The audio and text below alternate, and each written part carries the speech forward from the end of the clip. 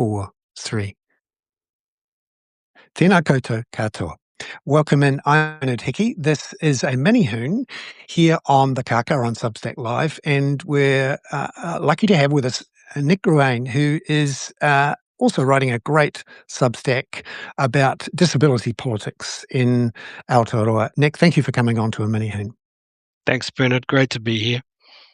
Now, there was some parliamentary action on Friday, which is not a usual day for parliamentary action, in which the government rammed through under urgency the Social Security in brackets modernisation in brackets amendment bill. Sounds pretty boring and mundane, but was it? Tell us about it. Yeah, I mean, it sounds mundane and boring, but actually it is quite interesting, and for some it could be quite exciting. Essentially what it does is it introduces something called automated decision making into the world of MSD. And for those that are still struggling to understand what I'm talking about, essentially what it does is it introduces a form of computer-based decision making into the benefits system. And I mean, there are some instances where that could be really helpful. But the way that they're introducing it in this instance is for 52-week eligibility reviews. So, for example, if someone is on a main benefit, and that benefit gets to the period of review at 52 weeks, they're going to use it to determine eligibility for the next 52 weeks. And that's how they're going to use it here. And that's what they're going to use it. That's what they're saying they're going to use it for. And that's, for me, that raised alarm bells, because a few years ago I like the politics nerd that I am, followed the robo-debt scandal in Australia, and that was essentially exactly the same technology that they were using, automated decision making in Australia. So for me, when I saw that we were going to use the same form of technology here, I started to get really interested and want to dig down into the detail of what we were doing here. So tell us about what the Royal Commission into the robo-debt scheme in Australia found, because the stories that came out were just shocking and awful. But tell us what it found. Well, Bernard, I'll spare you the 1,000 pages that the Royal Commission wrote, but for our purposes today, the Royal Commission found in relation to automated welfare decisions that they caused mass harm, and that's a big statement. Not through the technology itself and not through the failure of the technology, but through a governance failure and through what they call opacity or lack of clarity around decision making, fiscal pressure, and the absence of anyone with power and obligation to stop what was happening.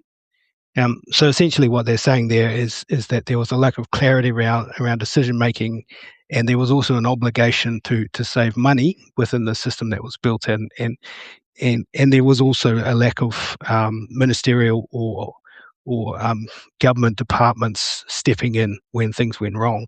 And I think what we have here in New Zealand is exactly the same ingredients for that type of situation to occur.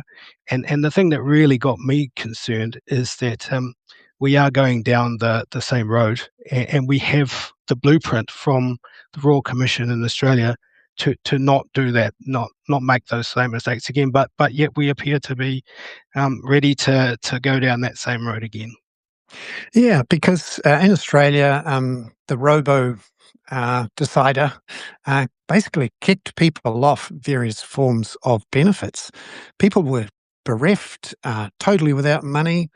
There were suicides because of There were. You're right, Bernard. And it was tragic. Yeah. Yeah, and all to save the equivalent of just on $158 million over 5 years. So we're not talking huge amounts of money in net terms, but it was as the Royal Commission's author, Commissioner Holmes, said, it was a scheme that, quote, exemplified a view of welfare recipients as a drag on the national economy, an entry on the debit side of the budget to be reduced by any means available.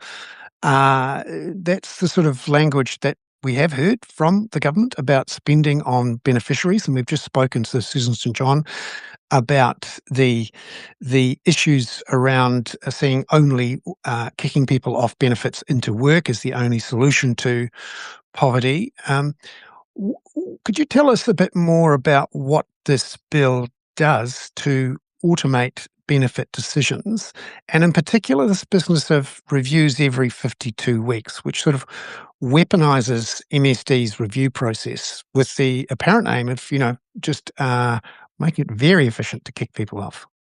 Yeah, sure. I mean, what they're talking about is setting up an automated or a review that happens at the 52-week or the 12-month period, to essentially streamline the process of making a decision around whether someone's eligible for the next 12 months. And in government's mind, that is an efficiency being built into the system, so that government doesn't have to introduce a human element. They can just make it an automated decision. And what they will do is they'll send out an automated letter or response to the person. And if there's no if they don't receive any communication back from that person, they will deem that as that person is no longer needing welfare support.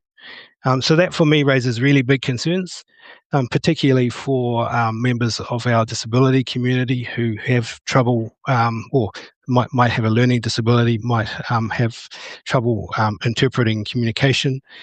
Also for members of our homeless community who may not have a physical address, or also people who shift from multiple addresses throughout the year, and the address that is registered with work and income may not be the correct address for that person. So there's multiple challenges around getting the correct information to the right person at the right time. And the way that the legislation is set up, it determines that if you don't respond to that communication, it will determine that you are no longer wishing to engage with the state, and therefore it will make a decision, an automated decision, that you are no longer eligible to have any welfare support. And it may be that you just are of no fixed abode, homeless, and you haven't got the letter or the message. You may not be in the banking system and able to understand what's going on. Just finally, one of the things that surprised me is that Australia recommended the introduction of an administrative review tribunal, which obviously was separate from the Australian version of MSD. Under this change, there will be an internal standard in which MSD essentially judges its own homework. So just to finalise, what are the four things that you think should now be done by the government? Because this has just been rammed through Parliament on a Friday. Yeah. They put this one through at the last minute.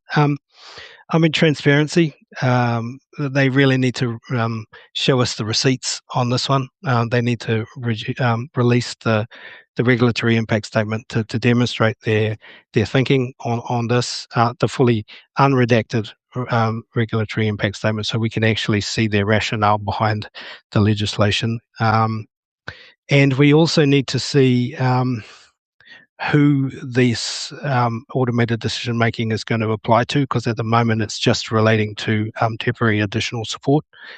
Government have already banked $158 million worth of savings in relation to temporary additional support related to this specific program. But we need to see what other programs the government has planned for this automated decision making. And the last one really relates to the comments that you were making before, Bernard, around MSD can't be marking their own homework on this one. It's too important. The risks are too great. So we really need to be establishing a form of external um, uh, oversight and guidance to really keep an eye on this. I'd really be advocating for the Office of the Privacy Commission, the Office of the Auditor General to really be establishing at least an inquiry to look at how they are governing this program, because as we've seen from Australia, really, really seriously bad things can happen if this is administered poorly. The risks are incredibly high. So I'd really like to see external governance outside of the ministry that's administering this with a financial incentive to use it for their own benefit. Nick Ruane there, who is the author of Disability Politics on Substack, all about the issues around the disability community and politics in Aotearoa. Nick Ruane, thank you very much for coming on. Ka kite anō. Ka kite. Thanks, Bernard.